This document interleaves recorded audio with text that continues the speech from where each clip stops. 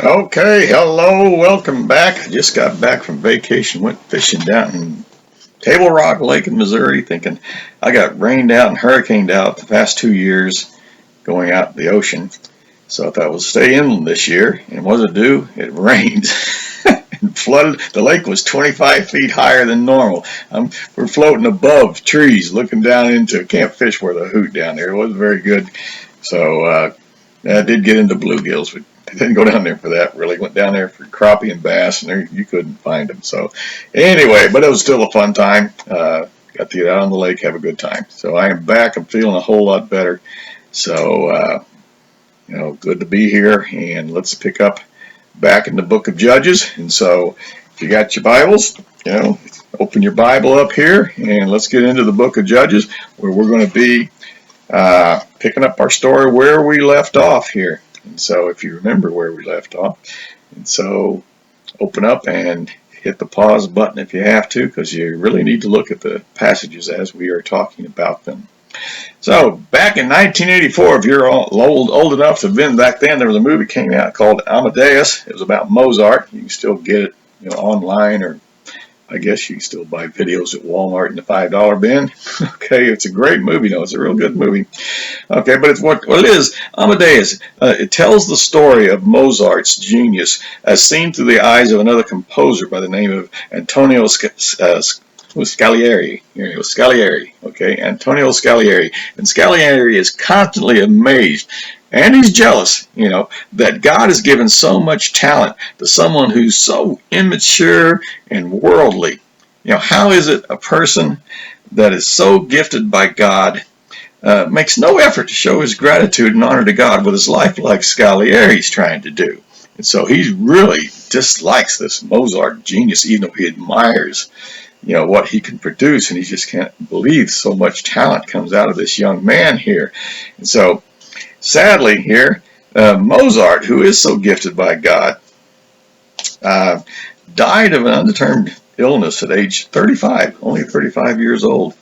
And he was very prolific in his production of music. I mean, he had over 525 works of different compositions, So compare that with any of the other greats. Just compare that. Go look and see how many works did Mozart, not Mozart, but Beethoven, or anybody else. Nobody compares to Mozart. And he just spit it out. He was a composing machine. And so, anyway, he dies at age 35. And here's this guy who was a wildly popular party animal on the nightlife scene of Vienna. Everybody loved Mozart. He was the life of the party of everybody. But when he dies, there's only 4 people, not even his wife, but only 4 people show up to watch his body be placed in a common grave. They didn't even buy him his own personal grave. Just thrown into a common grave, a mass grave site there in Vienna. 4 people. What happened to this popular party animal that everybody supposedly loved? So, how tragic it is to see one so gifted by God and who lived such a godless life. His lifestyle all the way up to his dying. He was just a worldly, sinful man. That's what he was. And yet, everyone has heard of Mozart.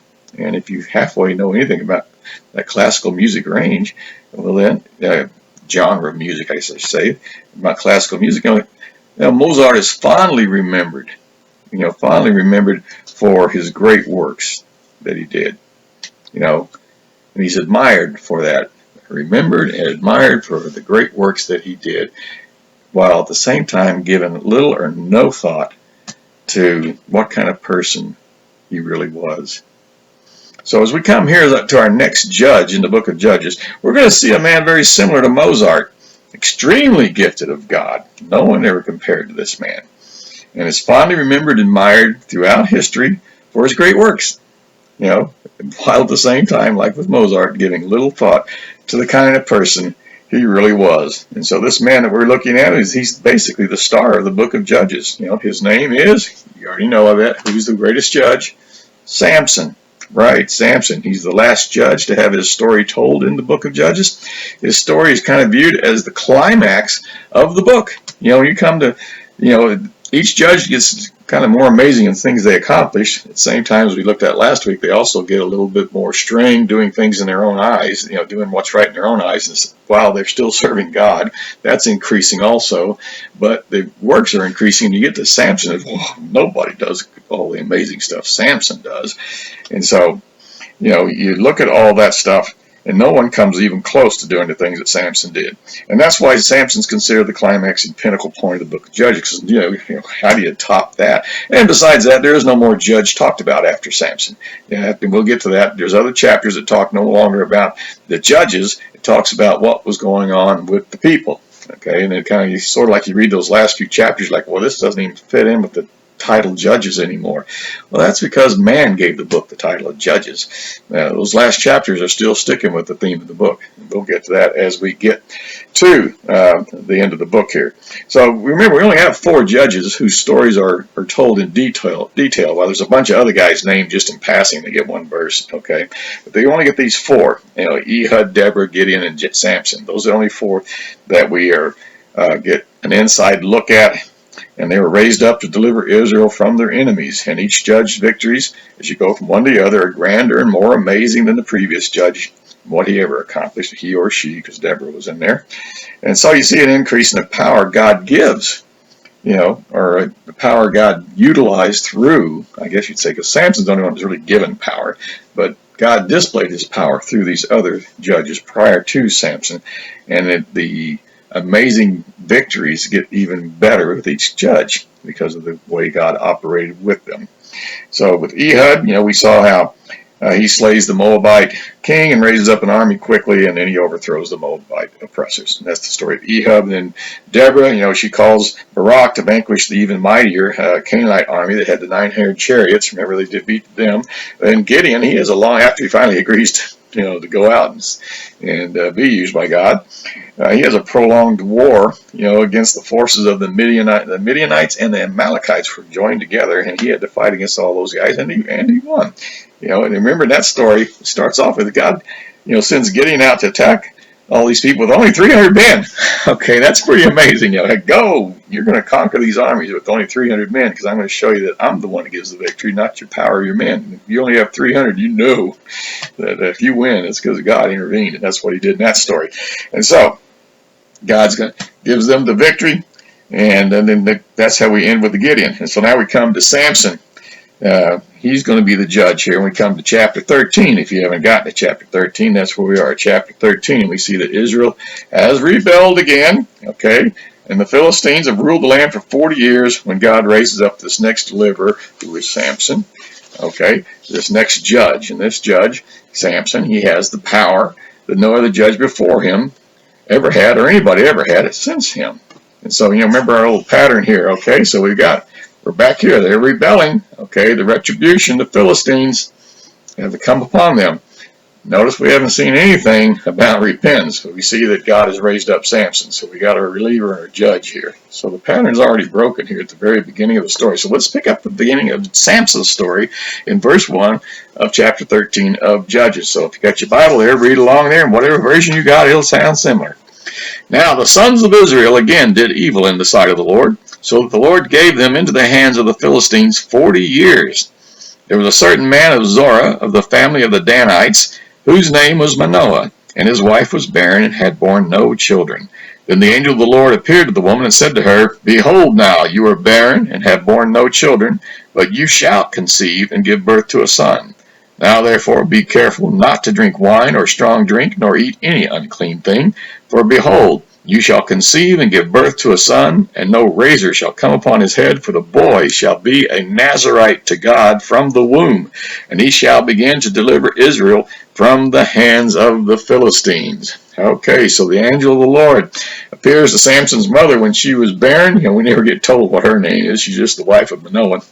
And so he tells her that she's going to have a son who's going to be a Nazarite to God from the womb. A Nazarite. Okay, now, do you remember what a Nazarite is? Something special, yeah, something special, yeah. Well, you got to go back to Numbers chapter 6 to read all up about, and you should. If you're not familiar with all the rules and regulations that go around a Nazarite, you should go back and read Numbers chapter 6 so you can understand, okay, this is the type of person that Samson is. He's supposed to be that way, and he's been appointed by God to be this Nazarite. Okay, so and if you look into just read the Jewish histories and stuff like that outside of the Bible, you find out Nazarite vows were usually not lifelong. Okay, if the person took a Nazarite vow, and it's usually the most of them are for 30 days. And if you were really serious about something, maybe 60. If you did 100 days with a Nazarite vow, you were really considered that was a big deal if you went 100 days with your Nazarite vow. And so, because during this time, you got no drinking anything made from grapes, that's juice or wine. You can't touch dead things, and you don't cut your hair. You let your hair grow so that people can see that you're under a vow before the Lord, which shows that sometimes got to be passing by for people who knows, hey, your hair, you need a haircut. Okay. So then the word Nazarite, it comes from this Hebrew root word, which means to separate, and that's all it is. The Nazarite separated himself from certain things to show that he separated himself for God's service. That's why he's separating himself from these various practices and making extra sure he doesn't violate various rules of the law. And if you do violate any of the rules of the law, of these Nazarite restrictions here, there was a whole purification process, ritual, basically. You can read about that in Numbers. Okay, that he has to perform before he could continue his service. So if you violate your Nazarite vow, that's not supposed to be done. And if you do that, you got to go get yourself forgiven, basically, for violating your vow. You aren't supposed to violate vows. That's promises, by the way. A vow is a promise. So when you make promises to God, remember, God takes promises very seriously, because what? When he promises something, when he promises us something, he always delivers, and he expects us, when we promise God, to always deliver. So if you take a Nazarite vow, he expects you to follow the rules of the Nazarite vow, and if you don't, you got a whole lot of things you got to do to straighten yourself out before you can continue in your service here. And so, anyway, here, when your time of service came to an end, the person cut their hair, showing that they had completed their time of the Nazarite vow that they had taken. My vow is completed. Whatever it was I vowed to do and separated myself in God's service, it's over. I'm cutting my hair. And so, in some cases, as we're seeing here in Samson, is a child ends up being a Nazarite from birth on. Here the angel basically appoints him, which, okay, mom and dad say they obviously agree with this. Okay, but he was not the only one. Hannah did this with Samuel. If you read in 1 Samuel all about Hannah, that's his mother. She dedicates him to the Lord before he's born. And that's a Nazarite vow that she is making also. And John the Baptist, he's another one. You think, whoa, it never says John the Baptist was a Nazarite. Well, no, but if you read about John the Baptist, it's obvious that that's what he is here. Okay, and remember, Jesus said in Matthew chapter 11, verse 18, this is familiar when I read it to you, okay? You don't have to turn there. Matthew 11, 18. For John came neither eating or drinking, and they say he has a demon. And then they go on and says the Son of Man came eating and drinking. He called him, gluttony and all this stuff. And so, all right. He's pointing out there is that John came and he was under the Nazarite vow, the restrictions of the food and eating of the Nazarite vow. He lived out in the wilderness like a wild man. Okay, but anyway, what is this restrictions that he has? It's Nazarite vow restrictions. That's what he's got here. And we also see that the Apostle Paul had taken a temporary Nazarite vow at one time, for we see in Acts chapter 18:18, it says, in Caesarea he had his hair cut, for he was keeping a vow. What vow? What vow is there to keep where you have to cut your hair? Nazarite vow. So the Nazarite vows were still around during the New Testament. You just don't hear about it much. Okay, I guess you could still do it. There's nothing saying you can't. So, anyway, the angel of the Lord, and he tells the wife of Manoah that her son's going to be a Nazarite from the womb. So he's going to be a special guy in God's service. And the angel of the Lord tells her that right up front. So Samson's mom gets all excited about that, runs and tells her husband, all about it. And who knows for sure how Manoah responded about this, or even thought about what this. Somebody appeared to you. What do you mean?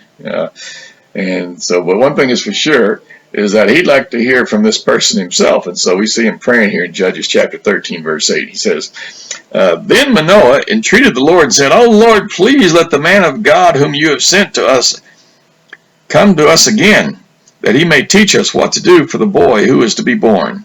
So hey, I want to hear from this guy too. We need more instruction. Okay. And so the angel of the Lord does show up again. If you read on down to the verses, we're not going to read all those right now here. You can just glance down there and see that the angel of the Lord does show up again. And he repeats the exact same message to Manoah. The only additional thing the angel of the Lord says is that the child is not to eat anything unclean. But I think if you go back up there and look for sure, I think he told his wife that too. So the unclean thing, well, it's interesting that that's in there, because no Jew is supposed to eat things unclean. So why are you adding that in there? And that's supposed to be a flag for us to remember. That's a rule that Nazarites are not supposed to do. So foreshadow. Okay, that's what that's coming up here. Okay, so we see that little extra thing emphasized again. And as we get into the life of Samson, we're going to see this little thing about not eating the unclean comes into play. So Manoah, what does he do? He wants to present an offering just like Gideon did, except this time he's not challenging who are you like Gideon was.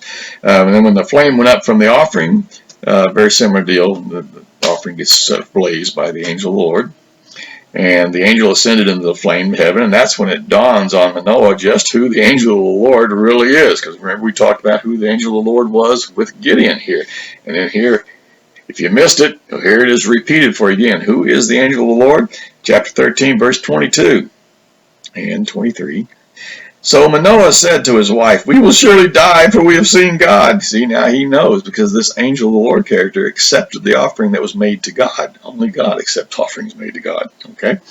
But his wife said to him, if the Lord had desired to kill us, he would not have accepted a burnt offering and a grain offering from our hands, nor would he have shown us all these things, nor would he have let us hear things like this at this time. So once again, as with Gideon, Manoah, I remember Gideon thought this too, Manoah thinks they'll die for seeing God. All right, but his wife, she talks some sense into him to relieve your fear.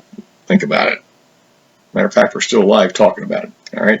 So anyway, and then verse 34, we see Samson's born, and then we get to verse 25. The Spirit of the Lord begins to stir in him. It says, at least that's how my translation says. It begins to stir in him. What does that mean? It means the Spirit of God is preparing him for action. So up to growing up, Samson was not Superboy.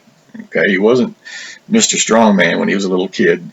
Like in the Superman movie, when he's still in diapers, he can lift up the back end of a car.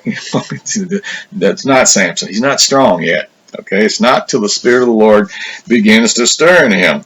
And so it's not until we get up here. Samson doesn't know how strong he is yet. So until this young lion attacks him in chapter 14, verse 5, which had to be a very frightening thing at first. Here comes this lion. Of course, you're going to try to defend yourself the best you can here against this lion. And so we see what happened here. It says here in Judges 14:6 that the Spirit of the Lord came upon him mightily as this young lion is about to attack him, so that he tore him as one tears a young goat, though he had nothing in his hand. But he did not tell his father and mother what he had done. I always thought that's a strange thing. And King James says it tore him like a kid, which really doesn't make a lot of sense in today's language. Okay, but tears him like a young goat. So now I'm thinking, how do you tear a young goat? If you're picking up a baby goat, what's there to tear? Well, probably, I guess you could grab a hold of one of those legs and twist it and rip it right off if it's a young thing. And which is kind of grisly and gross. But apparently you're able to do that because saying he did the same thing to this lion like one could do to a baby goat. Okay, so he just tore this lion to pieces is what he did. Grabbed it and jerked, probably pulled all of his legs off. Gosh, what a grisly mess that probably was. But anyway, he kills this lion by just torn to pieces with his bare hands. And if you don't think that's amazing, just think if you tried to tackle a German Shepherd and tear him to pieces with your hands. We're not talking anything. German Shepherd's nothing compared to a lion. We're not talking mountain lion either. We're talking lion. All right. So this is a pretty frightening thing that took place, and much to his, I'm sure, surprise, that he was able to rip this thing up like that. Man, I got strength I never knew I had. And the kind of odd thing, notice what it says there, is that he didn't tell his mother or father what he'd done. You think you'd gone home, you would have said, "Hey, Mom, Dad, a lion attacked me, and I just tore him to shreds." Wouldn't you think you'd do that? Wouldn't you do that? Okay, but just think of that. Your mom and dad. In walked your son, not a scratch on him. And he says, I just got attacked by a lion and I tore him to shreds. Really? Samson's like, I can't win on this story, So he doesn't tell his parents what happened there. He's probably still stunned that this whole thing has went on there. What does this mean? I've got all this power here. I just tore the legs off a lion, ripped him up like he was nothing. I don't know what to say here. So you can kind of see why he didn't say something to his parents, because they probably wouldn't have believed him anyway. So the next time we see Samson's power is when he loses his bet with the 30 young men at his wedding feast. Okay, and you can kind of glance down at the story about he's going to marry this Philistine girl. Anyway, at the wedding feast here, there's this bet about this riddle and all this stuff. And so Samson loses because his bride badgers him into giving him what the answer is so she can tell all her guests so they can win the bet. So that's what happens there. So the loser of the bet has to provide 30 linen wraps, which are outer garments, and along with the change of clothes, which would be your inner garments. So you're looking at 30 complete outfits for a man. That's what and that is a hefty bet. If you don't think so, it'd be the same of us saying, go buy somebody 30 three-piece suits. Woo! That's a costly thing. And even if you buy them, I guess you can't buy a suit at Walmart. But wherever you go to buy a cheap suit, even 30 of them are going to run you a costly thing here. But anyway, it's quite an expense, because you realize that back in biblical times, very few people had 2 changes of clothes. And he has to go out and get 30. Of course, that just means all these guys get an extra change of clothes. So it's not like they all have 30 now. But anyway, he has to get 30 outfits from somewhere. So where is he going to get these 30 outfits? Well, what better place than from their enemies, the Philistines? So we come to Judges 14:19. Says, then the Spirit of the Lord came upon him mightily, and he went down to Ashkelon and killed 30 of them, and took their spoil, and gave the changes of clothes to those who told the riddle. And his anger burned, and he went up to his father's house. Okay, now, you ever read this thing? He loses the bet, so he just runs down and kills 30 guys? Ashkelon. Ashkelon is one of the 5 major cities. There's 5 major cities of the Philistines. And because they talk about the 5 lords of the Philistines. You get that when you read through the life of King Saul and David. You'll read all about those when you get there, shortly after Judges. Okay, and the Philistines, Ashkelon is one of their major cities. All right, now we don't have any details here about what happened when he killed these 30 men. Did he just sneak down there at night and mug 30 guys in the dark and kill them and take everything? Probably not. I mean, the Lord filled him up with his power to go do this. So he probably did not go out and kill innocent men in the dark alleys of Ashkelon. That's probably not what took place there. Since the Spirit of the Lord came upon him to do this, what he probably did, since that's a major city, it has patrols around it and everything else, is that what probably happened is Samson met up with a Philistine garrison of soldiers, which are the enemies of Israel, and a fight ensued, and Samson kills all 30 of them. He takes not just their clothes, notice it said spoil too, so whatever else is of value that's on him, he takes that. Makes a little money on the side here and turns the clothes in to the guys that he lost the bet to.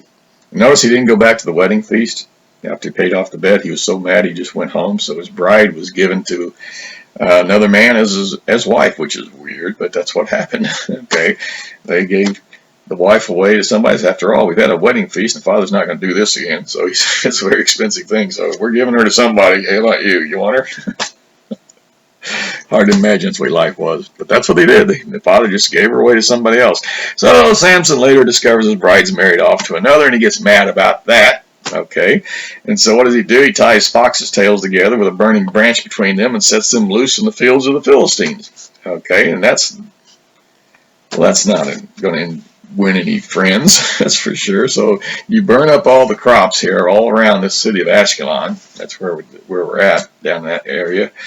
And of course the Philistines, they hear about this, and who did this? I don't know how they figured out, Samson did it, but they're like, Samson, isn't that the guy that was marrying up there at the big party here recently? And so what do there? They go back up the house and they kill his previous, I guess, fiancée, since they never totally got married. Kill her and her whole family. So as a retaliation, for what has taken place here, that shows you how grisly the Philistines were. And these are Philistine people he killed. They just went and killed their whole family. So Samson gets upset about that, even though his wife's been given to somebody else. But anyway, he's upset about that. And he goes and meets up with the Philistines, and which are most likely, these Philistines that came and took out the family, or probably another Philistine garrison. They send up there. I don't know how many is in a garrison. At least 30.